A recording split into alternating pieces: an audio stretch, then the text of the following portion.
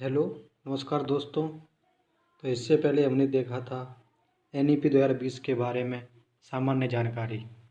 आज हम इस वीडियो में उससे आगे की बात करेंगे। अगर आप लोगों ने पहली वीडियो नहीं देखी है तो चैनल पर जाकर आप पहली वीडियो देख सकते हैं। इस वीडियो में हम बात करेंगे NEP 2020 के उद्देश्य। क्या बात करेंगे दोस्तों? NEP 2020 के उद्देश्य। तो देखिए, इसमें नंबर 1 है उच्च शिक्षा में सकल नामांकन अनुपात को बढ़ाना, जिसमें 2035 तक व्यावसायिक शिक्षा के 26.3% से बढ़ाकर 50% किया जाएगा। ये हमारी NEP 2020 का पहला उद्देश्य है कि उच्च शिक्षा में सकल नामांकन अनुपात को बढ़ाना, जिसमें 2035 तक व्यावसायिक शिक्षा के 26.3% से बढ़ाकर 50% किया जाएगा। इसमें नंबर 2 पे हम बात करते हैं सभी को शिक्षा उपलब्ध कराना व ड्रॉप आउट्स को फिर से स्कूल से जुड़ने का प्रयास करना। इसका मतलब है कि सभी लोगों को या सभी बच्चों को शिक्षा उपलब्ध कराई जाए, और जो विद्यार्थी स्कूल छोड़ चुके हैं, बीच में अपनी शिक्षा छोड़ दी है, उन्होंने अपनी प्राथमिक शिक्षा भी पूरी नहीं की है, उनको फिर से स्कूल से जोड़ने का प्रयास इस NEP 2020 के द्वारा किया जाएगा। ये इसका दूसरा उद्देश्य हो गया। और तीसरे उद्देश्य की हम बात करते हैं। तीसरा उद्देश्य है साल 2030 तक 3 से 18 वर्ष तक की आयु के सभी बच्चों को निःशुल्क और अनिवार्य शिक्षा उपलब्ध कराई जाए। तो देखिए, इसमें तीसरा उद्देश्य जो निर्धारित किया गया है वो ये है कि 2030 तक 3 वर्ष से 18 वर्ष तक की आयु के सभी बच्चों को निःशुल्क और अनिवार्य शिक्षा उपलब्ध कराई जाए। चौथा उद्देश्य देखते हैं, युवाओं को शिक्षा के नए अवसर प्रदान करना। ये हमारा चौथा उद्देश्य है NEP 2020 का। पांचवा उद्देश्य के बारे में हम बात करते हैं, रोजगार के अवसरों में वृद्धि करना। जो रोजगार के अवसर हैं उनमें वृद्धि करना, जिससे कि कोई बेरोजगार ना रहे।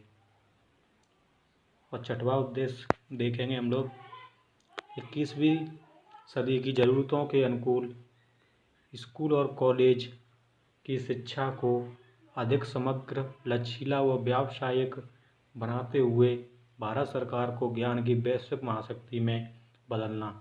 तो ये हमारा छठवां उद्देश्य हो गया। आप लोग इनको पेन कॉपी निकाल कर अपने नोट्स भी बना सकते हो और उसमें लिख सकते हो। और इसका सातवां उद्देश्य देखते हैं, नए सुधारों को रोचक बनाने पर जोर देने के लिए ऑनलाइन शिक्षा को बढ़ावा देना। आप लोगों ने देखा होगा कि आजकल ऑनलाइन शिक्षा ये शिक्षा ग्रहण करने का एक अच्छा साधन है। इसमें नए सुधारों में अब शिक्षा को रोचक बनाने के लिए और कम खर्चीला बनाने के लिए ऑनलाइन शिक्षा पर जोर दिया जाएगा। और इसका आठवां उद्देश्य देखते हैं, जो हमारी नई शिक्षा नीति 2020 है, इसका आठवां उद्देश्य है शिक्षा नीति में छात्रों की रचनात्मक सोच, तार्किक निर्णय और नवाचार की भावना को प्रोत्साहित करना। ये हमारा NEP 2020 का आठवां उद्देश्य है। उसके बाद हम नौवां उद्देश्य देखते हैं, शिक्षा की पहुँच, समानता, गुणवत्ता, बहनीय शिक्षा और उत्तरदायित्व जैसे मुद्दों पर विशेष ध्यान देना। ये हमारी NEP 2020 का नौवां उद्देश्य। ये हमारे इस प्रकार से उद्देश्य पूरे हो गए। इसके बाद हम आगे की बात करेंगे।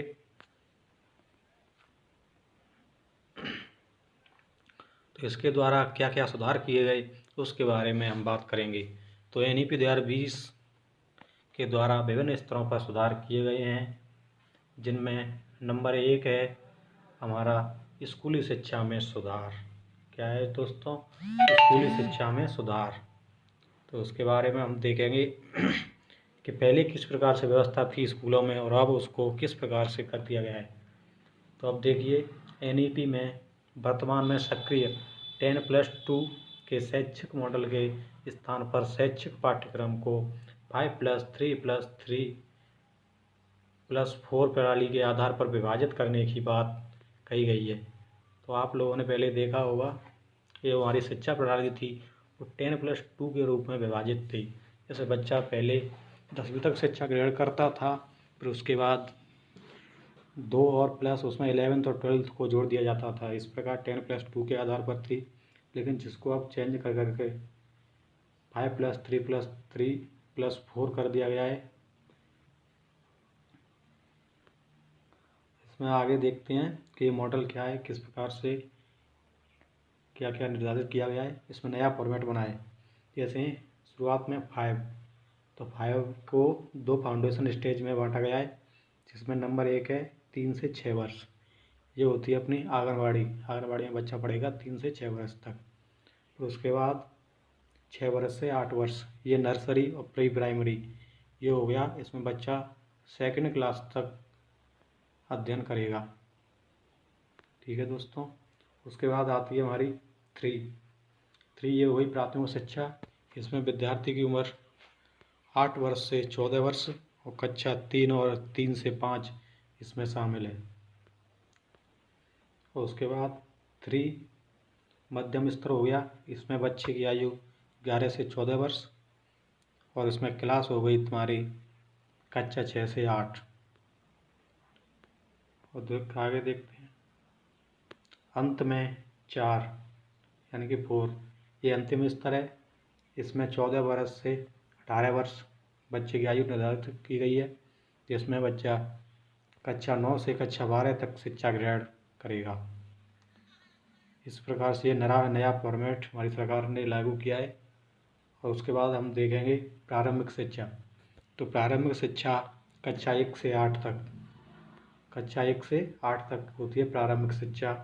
और माध्यमिक शिक्षा है वो कक्षा 9 से 12 तक को माध्यमिक शिक्षा कहा जाता है।